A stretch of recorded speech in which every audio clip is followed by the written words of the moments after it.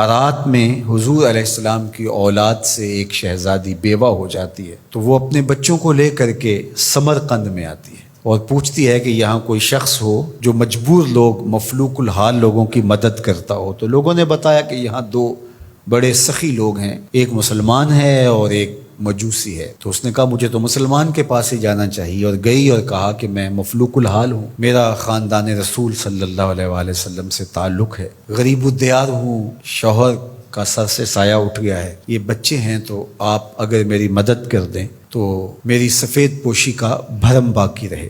تو اس نے کہا کہ بہت سارے لوگ آتے ہیں اور اس طرح کی باتیں کرتے ہیں، تم بتا سکتی ہو کہ تمہارے پاس کیا ثبوت ہے خاندان رسول سے ہونے کا؟ تو اس نے کہا میں مفلوق الحال ہوں، بچوں کو لے کر کے ہرات سے یہاں پہنچی ہوں، تو میں شجرہ تو ساتھ نہیں لیے پھر رہی، بس میری بات پہ اعتبار کر لیا جائے۔ اس نے کہا کہ میں تیری بات پہ اعتبار نہیں کر سکتا۔ خیر وہ وہاں سے اٹھی اور اس مجوسی کے پاس چلی گئی اور اس کو جا کے بتایا کہ مفلوق الحال ہوں، یہ میرے چھوٹے یتیم بچے ہیں، میں رسول کریم صلی اللہ علیہ وآلہ وسلم کی اولاد سے ہوں، تو آپ اگر میری مدد کر دیں۔ تو اس نے انتظام کر دیا ایک چھوٹے سے گھر کا، اور جو ضروریات کی چیزیں تھیں وہ باہم پہنچا دیں۔ یہ بھی سو گیا اور وہ مسلمان تاجر بھی سو گیا۔ ابن جوزی لکھتے ہیں کہ جب رات ہوئی تو اس مسلمان تاجر نے، سخی نے، خواب میں جنت کے منظر کو دیکھا کہ ایک خوبصورت محل ہے جس کے پاس حضور نبی رحمت صلی اللہ علیہ وآلہ وسلم کھڑے ہیں۔ تو یہ آگے شوق سے بھرا اور کہا حضور یہ محل اگر آپ مجھے عطا کر دیں۔ تو فرمایا یہ ایک مسلمان کا ہے۔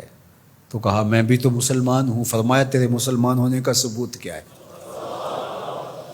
آنکھیں کھل گئیں، ماضی کا سارا قصہ ذہن میں تازہ ہو گیا، اور وہ جو لفظ کہے تھے کہ تیرے سیدہ ہونے کا ثبوت کیا ہے، وہ لفظ احساس پہ ہتھوڑے برسانے لگے اور نکال دیا گیا دربار رسالت سے۔ صبح ہوئی تو ڈھونڈتا پھرتا ہے کہ کل یہاں کوئی سید زادی اپنے بچوں کو لے کر کے آئی تھی، کسی کو پتہ ہو تو لوگوں نے بتایا کہ وہ فلاں مجوسی ساہوکار اور سخی جو ہے اس کے پاس ہے۔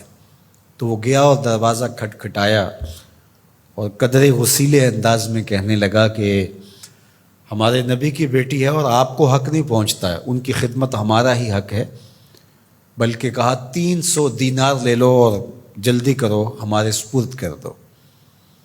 تو اس نے مسکرا کے دیکھا، کہا کہ میں نے تو انڈٹھا سودا کیا تھا، اب تو منظر دیکھ چکا ہوں، جہاں رات آپ کو دھکے دے کر نکالا گیا وہاں مجھے وعدہ دیا گیا کہ تو نے میری بیٹی کی خدمت کی ہے، تجھے اور تیری نسل کو جنت کی ضمانت دی جاتی ہے، اور میں تو حضور کے ہاتھ پہ کلمہ پڑھ کے اسلام قبول کر چکا ہوں۔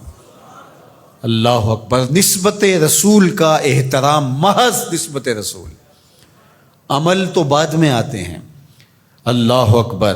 تو فرمایا کہ احبو لأہل بیتی لحبی، میرے اہل بیت سے محبت میری وجہ سے کرو۔ اللہ اکبر۔ امت کو سمجھنا چاہیے کہ اہل بیت رسول کا معاملہ کتنا حساس اور کتنا نازک ہے، اور آقا کریم نے کس قدر اس کو اہمیت کے ساتھ حجۃ الوداع کے موقع پر ارشاد فرمایا، اور دوسرا حضور علیہ السلام نے مقام خم پر باقاعدہ خطاب کرتے ہوئے ارشاد فرمایا۔ یہ مکہ اور مدینہ کے درمیان ایک جگہ ہے۔ الا ایھا الناس، اے لوگو، انما انا بشر یوشک ان یاتی رسول ربی فاجیب، فرمایا کہ میں بشر ہوں، موت کا فرشتہ پیغام لے کر میرے پاس بھی آئے گا اور میں رب کے بلاوے پر حاضر ہو جاؤں گا۔ وانا تارک فیکم ثقلین، لیکن تمہیں تنہا اور لاوارث نہیں چھوڑ کے جا رہا، تمہارے اندر دو بھاری چیزیں چھوڑ کے جا رہا ہوں، جس کو میرے حضور بھی بھاری کہیں وہ کتنی بھاری ہوگی۔ اولہما کتاب اللہ، ان میں سے پہلی چیز کتاب اللہ، اللہ کی کتاب، فیہ الہدی والنور فخذوا بکتاب اللہ واستمسکوا بہ، اس میں ہدایت ہے، اس میں روشنی ہے، بس اللہ کی کتاب کو مضبوطی سے پکڑ لو اور اس کے ساتھ تمسک اختیار کر لو، جڑ جاؤ اس کے ساتھ، لپٹ جاؤ، چمٹ جاؤ اس کتاب کے ساتھ، اپنا ربط کبھی بھی قرآن سے ٹوٹنے نہ دینا، قرآن کے ساتھ اپنے تعلق باطن کو کبھی کمزور نہ ہونے دینا، اس کی تلاوت دن کے اجالوں میں رات کی تنہائیوں میں تمہارا معمول حیات رہے۔ فحث علی کتاب اللہ، حضور نے ابھارا لوگوں کو کتاب اللہ کے ساتھ جڑنے کے لیے، وَرَغَّبَ فِيهِ، اور ترغیب دی کہ اس کتاب سے وابستہ رہو، اس کتاب سے جڑو، اس کتاب کو کبھی نہ چھوڑنا۔ ثم قال، پھر ارشاد فرمایا،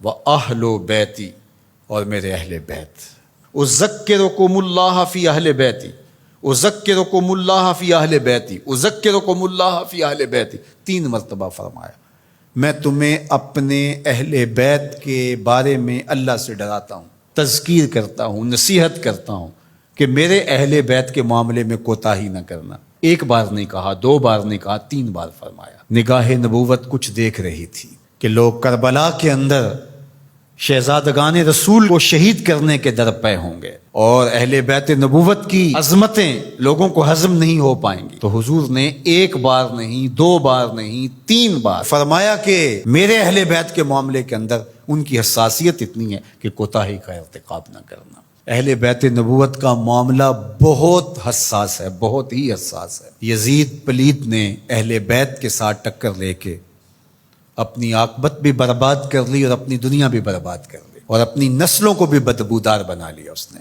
یزید کا نام بدی کا استعارہ بن گیا، دشنام سے بھی بدتر، گالی سے بھی بدتر یزید کا نام ہے۔ حضرت امام حسین رضی اللہ تعالیٰ عنہ حق کا استعارہ بن کے ابھرے، اور قیامت تک ان کا نام زندہ، روشن، سرخرو، کامیاب اور بامراد رہے گا۔ رہتی دنیا تک حسین کے نام کا جھنڈا اونچا ہی رہے گا۔ اہل بیت کے لیے دلوں میں محبت جو موجزن نہیں رکھتا سینے میں، اس کے سینے میں پتھر رکھا ہوا ہے، اس کے سینے میں کسی مومن کا دل نہیں رکھا ہوا۔ یہ پیاز تو ہر وقت سلگتا ہے، لیکن جو ہی محرم کے ایام آتے ہیں تو پھر خوشبوئیں پھیلنا شروع ہو جاتی ہیں، اور ان کے لیے دل میں جو جذبات پیدا ہوتے ہیں، اللہ اکبر، ہماری 1000 جانیں تصدق ان کے قدموں سے لپٹی ہوئی خاک پر۔ دین کے جھنڈے کو جس طرح انہوں نے اونچا رکھا، سرخرو اور سر بلند کیا، قیامت تک یہ امت خراج پیش کرتی رہے گی، اور محبتوں کے نذرانے ان کی چوکھٹ پہ پیش کرتی رہے گی۔